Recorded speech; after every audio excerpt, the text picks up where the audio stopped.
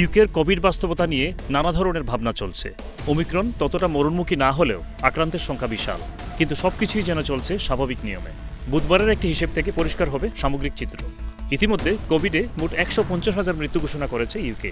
এটি ইউরোপের কোনো দেশের প্রথম ঘোষণা। বুধবার এই সংখ্যা 151,007 জন। নতুন করে ইনফেক্টেড হয়েছে প্রায় 139,000। এভাবে 150,000-এর মতো ইনফেকশন থাকলেও মৃত্যুর সংখ্যা কিছুদিন আগেও কম ছিল, কিন্তু বুধবার প্রায় 400, এর আগের দিন ছিল 300-রও বেশি। বর্তমানে মোট কোভিড কেস হচ্ছে 14 মিলিয়নেরও বেশি, এর মধ্যে হসপিটালে আছেন 19,735। ইউকের 90 ভাগেরও বেশি মানুষ ভ্যাকসিনের ফার্স্ট ডোজ নিয়েছেন। সেকেন্ড ডোজ 83% এবং বুস্টার ডোজ 62%-এরও বেশি মানুষ নিয়েছেন।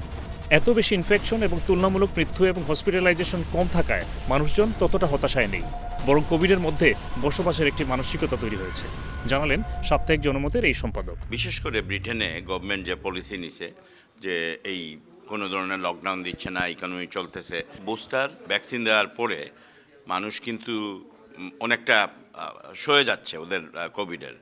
তো আমাদের কোভিডের সাথেই বসবাস করতে হবে। এই কারণে এইডস যখন বের হলো পুরো বিশ্বে একটা আতঙ্ক সৃষ্টি হয়েছিল। এইটাও কিন্তু চলে গেছে, চিকিৎসা বেরিয়েছে। এরকম কোভিডেও হয়তো আমাদেরকে সাফার করাবে। এই কোভিড আপনি দেখবেন হয়তো আরও 2-3 বছর লাগবে। স্বাভাবিক পর্যায়ে একসময় আসবেই।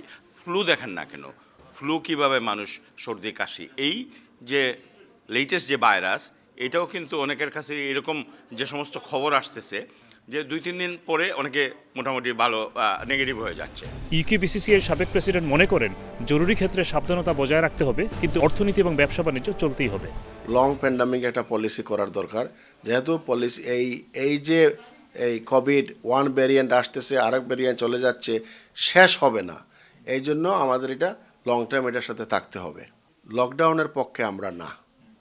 লকডাউনে কিন্তু হিউজ ইম্প্যাক্ট হয়, ইকোনমিক ইম্প্যাক্ট, সোশ্যাল ইম্প্যাক্ট, অনেক ঝামেলা হয়ে যায়। নতুন ভেরিয়েন্ট এবং কোভিডের নতুন মোড় নিয়ে এভাবেই ভাবছেন এই human rights barrister. We may have various vaccinations and so on and so forth. It's clear that we're going to be requiring to maintain the measures and policies and procedures to be able to safeguard our own selves and safeguard others as well.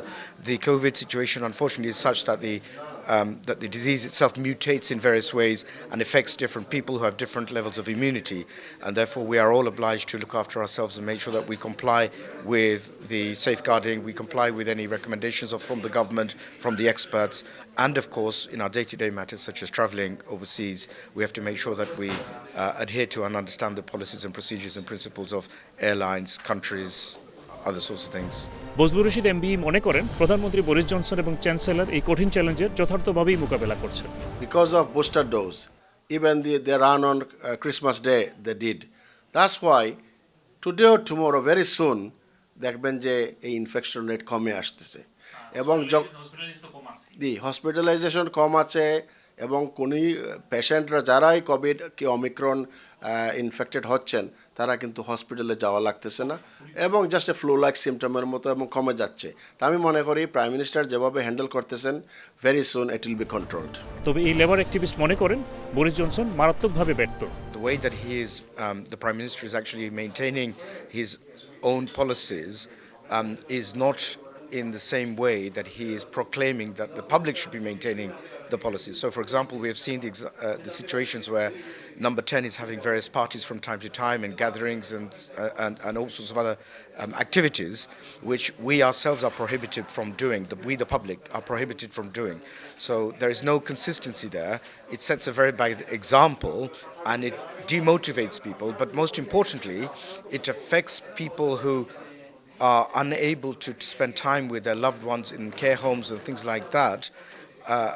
But at the same time, the government and the Prime Minister himself and those around him are not maintaining those. So it's very unfortunate that this is something that is not very consistent. আসলে number 10-এর আর কোনো কিছুই লুকিয়ে রাখতে পারেননি প্রধানমন্ত্রী। গতবারের লকডাউনের কালে তার নিজস্ব বাসভবনে যে পার্টি হয়েছে এটি অস্বীকার করে আসছিলেন তিনি, কিন্তু একটি ছবি প্রকাশ হওয়ার পর এখন দাওয়াতপত্র প্রকাশিত হলো। খুবই চাপের মধ্যে অবশেষে বরিস জনসন অ্যাপোলজি দিয়েছেন, দায়িত্বহীনতার কথা স্বীকার করেছেন। Mr. Speaker, I want to apologise. I know that millions of people across this country have made extraordinary sacrifices over the last 18 months, and I know the rage they feel with me and with the government I lead when they think that in Downing Street itself the rules are not being properly followed by the people who make the rules. There were things we simply did not get right. And I must take responsibility. Labour leader বলছেন প্রধানমন্ত্রী মিথ্যা বলেছেন এবং জনগণকে ঠকিয়েছেন, তার পদত্যাগ করা উচিত। After months of deceit and deception, the pathetic spectacle of a man who's run out of road. His defence that he didn't realise he was at a party. It is so ridiculous that it's actually offensive to the British public. Labour এমনকি টরি এমপিরা বলছেন লাখ লাখ মানুষ যখন ঘরবন্দি, হাজার হাজার মানুষ যখন ছোটখাটো সমাবেশ সম্মেলনের জন্য ফাইন দিয়েছেন, ঠিক তখনই প্রধানমন্ত্রী লকডাউন আইন ভেঙে পার্টি করেছেন। Will the Prime Minister, for the good of the country, accept that the party is over and decide to resign? Do the decent thing and resign. Do the honourable thing and resign. He must resign.